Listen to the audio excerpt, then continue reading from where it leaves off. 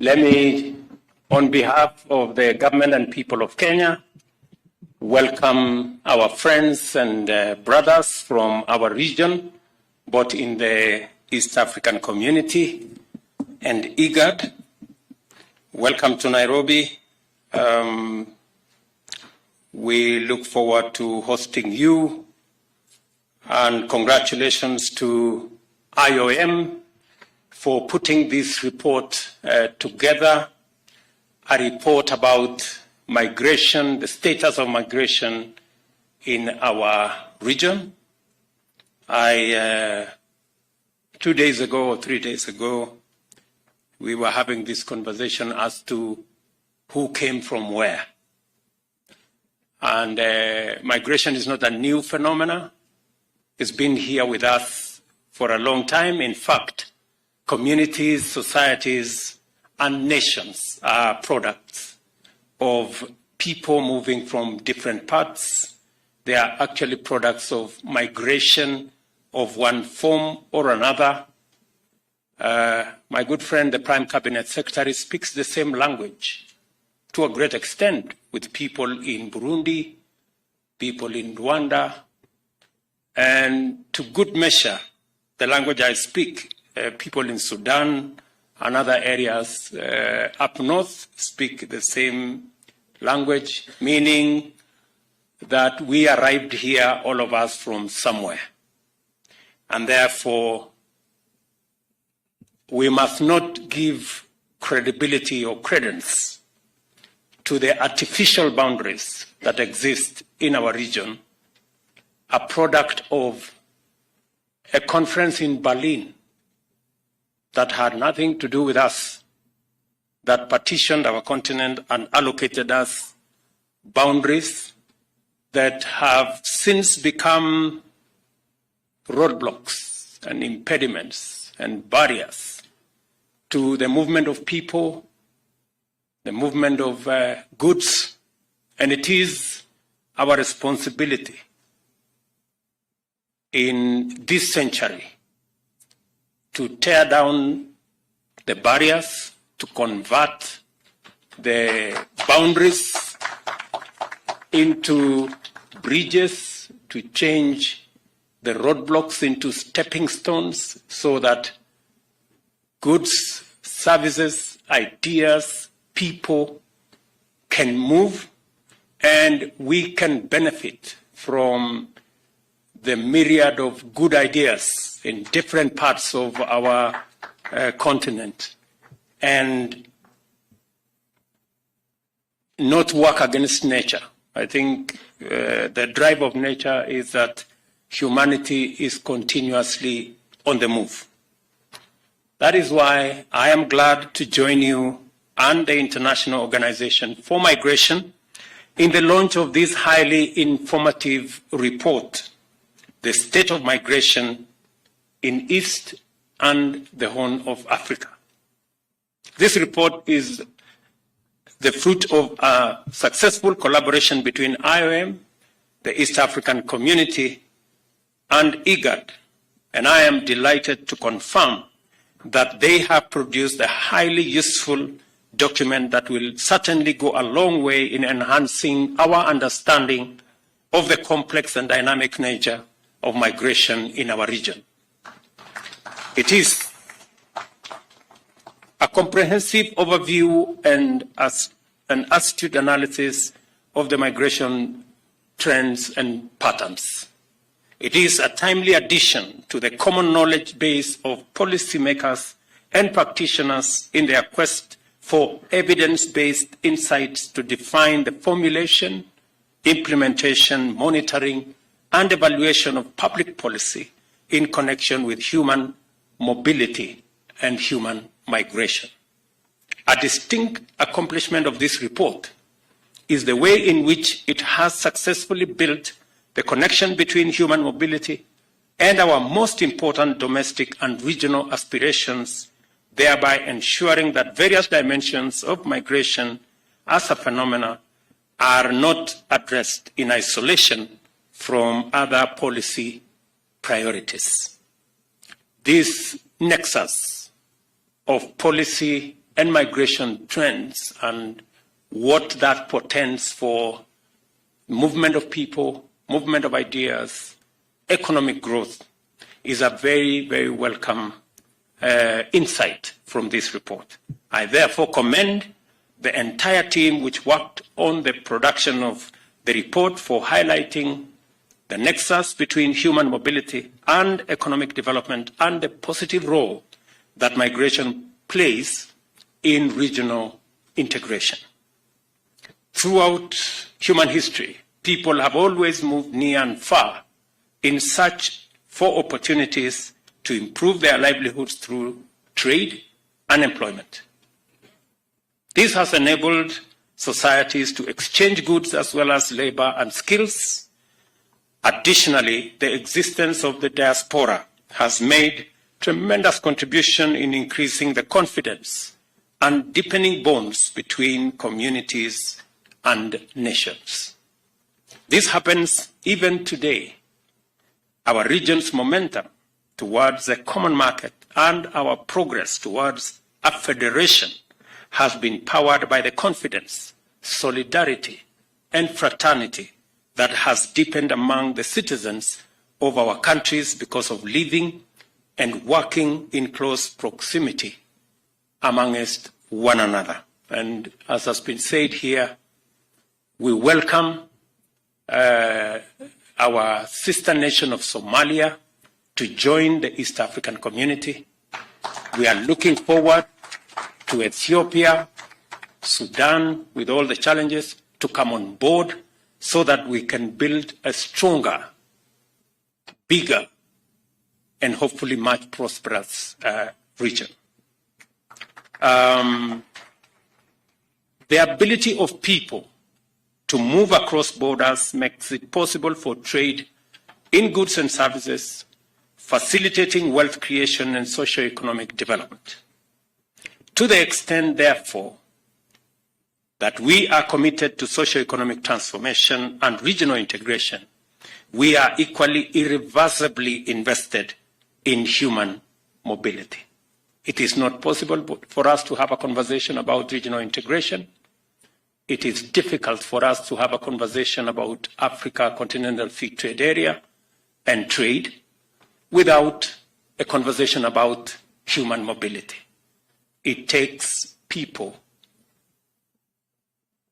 ideas, opportunities to connect countries and to connect regions.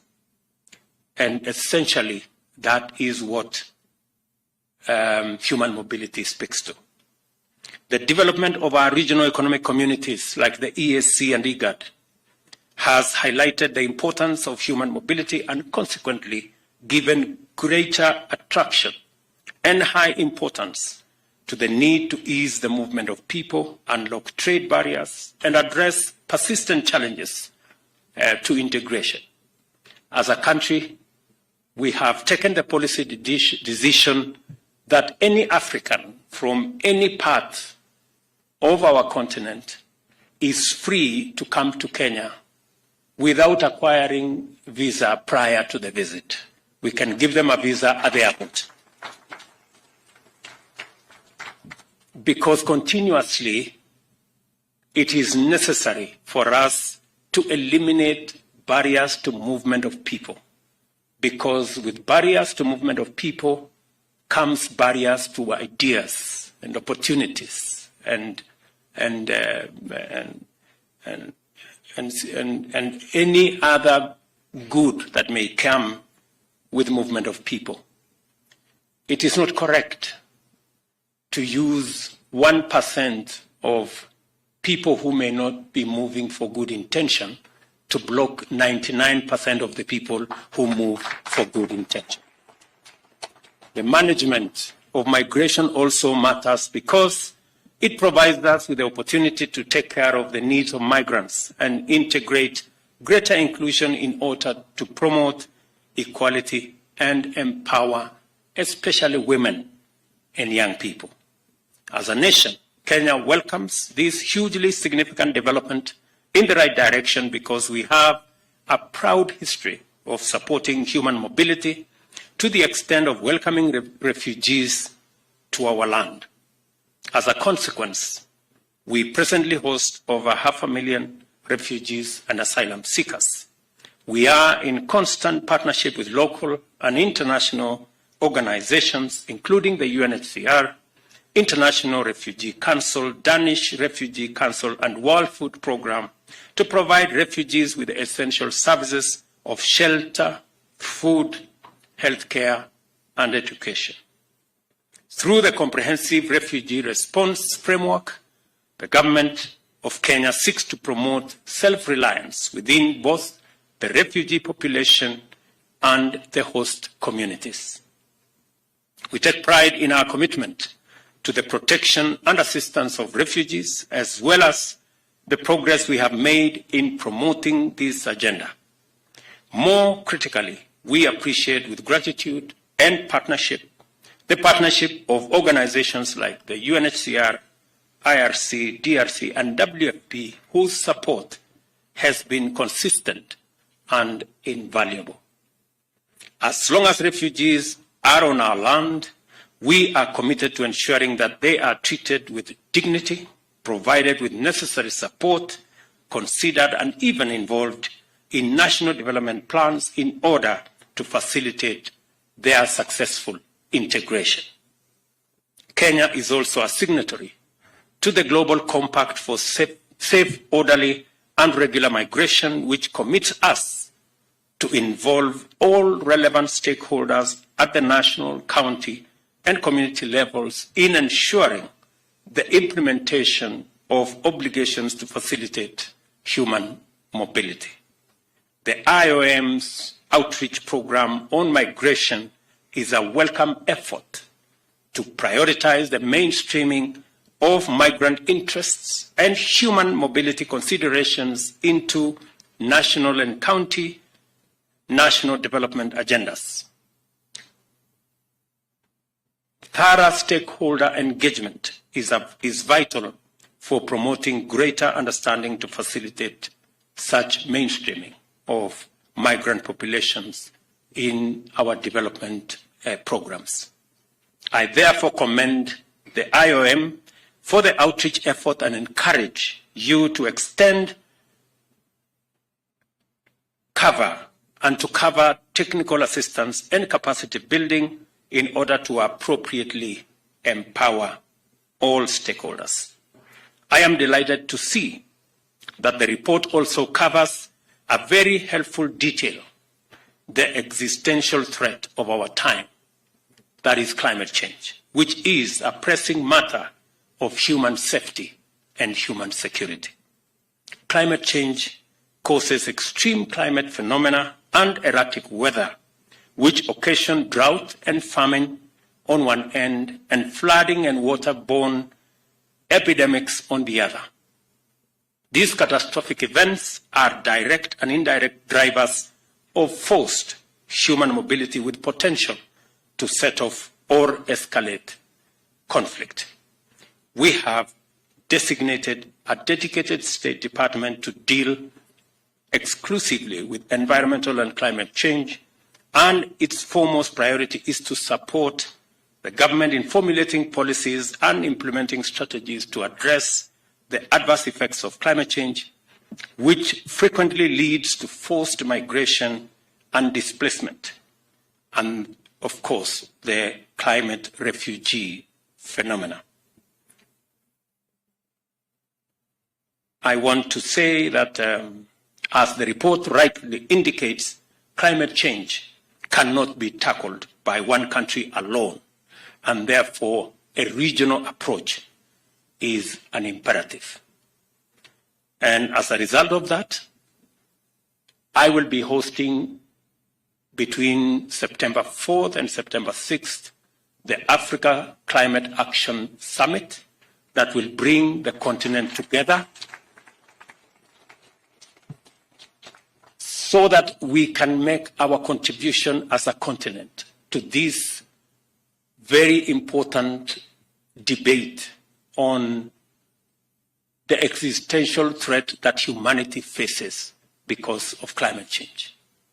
We have taken the position that Though we are victims, we have made the least contribution to climate change. Victimhood will not define the position of Africa, because we want to be active players and we want to contribute our ideas in solving this existential threat to humanity. And hopefully we should be able to make our contribution in terms of ideas, because we believe that climate change presents an opportunity to the African continent to be able to leverage the assets that we have, the huge energy resources, geothermal, solar, wind, hydro, huge resources, and our mineral resources, together with our growing market of close to 2.5 billion people by 2050, and also our youth dividend that we can provide the labor for the globe. And that conversation is the conversation we want to have. In fact, we should be least worried about the current migration trends. We know there is a problem of migration to Europe through the Mediterranean. I dare say that's a very temporary problem. Migration will be in the opposite direction shortly. It won't be long. I must take this opportunity to congratulate my brother, elder brother at that, the President of Uganda, His Excellency President Yoweri Museveni, for pioneering the landmark Kampala Ministerial Declaration on Migration, Environment and Climate Change, which was signed by 15 states, including Kenya, in July last year. It is my pleasure to reaffirm the government of Kenya's full support to the declaration. As I have said, I will be pleased to host in Kenya the Africa Climate Summit in September this year. This is expected to help Africa solidify its common continental position ahead of the UN General Assembly's Climate Action Summit and COP27, and to secure concrete actions towards a just transition to an African era of clean, green industrialization. I am very clear in my mind that Africa can make a huge contribution to this debate. I also want to say that as a continent, it is our responsibility to deal with the challenges that exist in our region. We are happy as Kenya to participate in stabilizing Eastern DRC with the challenges of conflict in DRC. We are working with our brothers and sisters in Somalia to ensure that even as the drawdown of the troops that is expected by next year, we have a concrete plan on how Somalia is going to move on as a state. And also, many of us are seized with the challenge that we have in Sudan at the moment.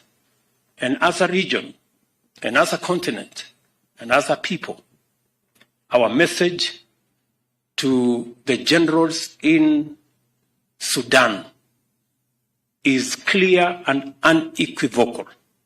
They have no business whatsoever destroying the hard-earned years, many years of developing Sudan. The bombing of buildings, hospitals, and infrastructure is unacceptable. Those generals have no business. They have no reason destroying a country that has been built painstakingly by the people of this continent, by our brothers and sisters in Sudan, and we will hold them accountable. They have absolutely no reason to destroy people's business, people's livelihoods, cause unnecessary chaos and mayhem when the quarrel can be solved by dialogue, by a conversation, and we are determined to stop our continent from the slide into military rule. This continent is ready, and we are prepared as the people of this continent to build our democratic institutions and to get the people of this continent to choose the government they want. The era of military rule, the era of dictatorships is behind us. And we want to send a very clear signal to our brothers in Sudan that this continent will not entertain any military rule in Sudan. The transition that had been painstakingly worked on by many stakeholders, that was disrupted by saboteurs and spoilers at the tail end on just one issue of the integration of the RSF and the SAF. We cannot allow a small disagreement to take away the hard-earned gains, the painstaking agreements that have been reached. And that is why today there is a meeting of IGAD. We have been building a coalition of many partners across the globe to stop the slide in Sudan. And Kenya, we will be playing our role because we owe it as a duty of responsibility to our brothers and sisters in Sudan as members of our continent. And that is our position. I want to thank IOM and my good brother here, Mohammed, for being one of the front runners in supporting our common effort in building a sustainable future for all, and for ensuring that the mobility dimensions are well integrated in our efforts to tackle climate change, amongst all the other challenges that we face. Once again, I commend the authors, contributors, editorial and production teams for the thorough work that has made this fine publication, The State of Migration in East and the Horn of Africa, possible. I invite the relevant policymakers in the region to use the report's analysis and policy suggestions to enhance economic development and advance regional integration through their human mobility dimensions. It is now my pleasure to declare the report on the state of migration in East and the Horn of Africa launched. Thank you very much.